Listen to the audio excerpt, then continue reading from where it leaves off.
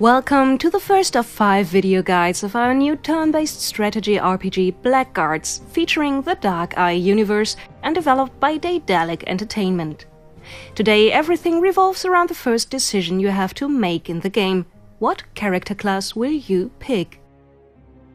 You have 3 initial choices: Fighter, Mage or Hunter, as well as male or female. You can also fully customize your character without sticking to an archetype, but more on that later on. The fighter is a melee specialist wearing heavy armor and soaking a lot of damage before going down. Wielding swords, axes and other instruments of violence, the fighter is excellently suited for dealing damage.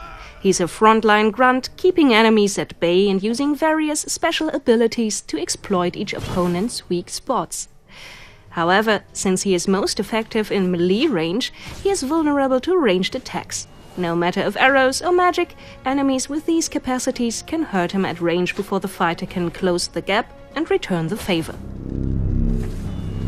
The mage is the only class who can wield magic. A caster's arcane powers may manifest in various ways. There are not only devastating combat spells affecting single opponents or taking effect in whole areas. A wizard's tricks of the trade are vast: letting your own shadow join the fray, summon a magical barrier, make enemies go berserk among their own allies. As long as they don't run out of astral power, mages can always turn the tide of battle. The mage should keep his distance, however. Metal armor impairs magic, and wearing only light armor makes a poor choice for frontline melee combat. The hunter is mainly a skilled ranged fighter, but in contrast to the mage, a hunter relies on bow and arrow instead of magic. With an arsenal of different bolts and arrows, a hunter can take out dangerous foes at long range. At the same time, those versatile fighters can hold their own in melee combat as well.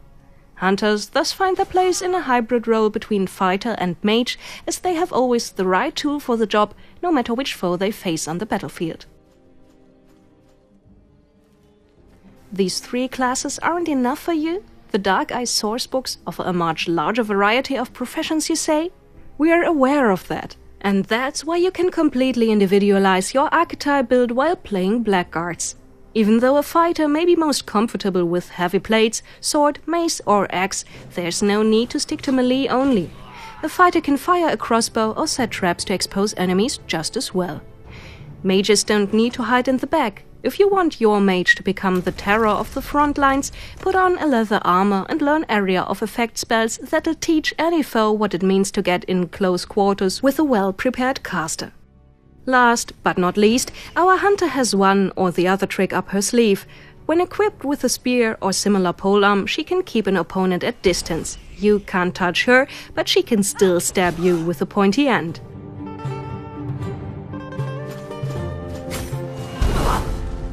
Specializing like this is possible thanks to the detailed Blackguards skill system.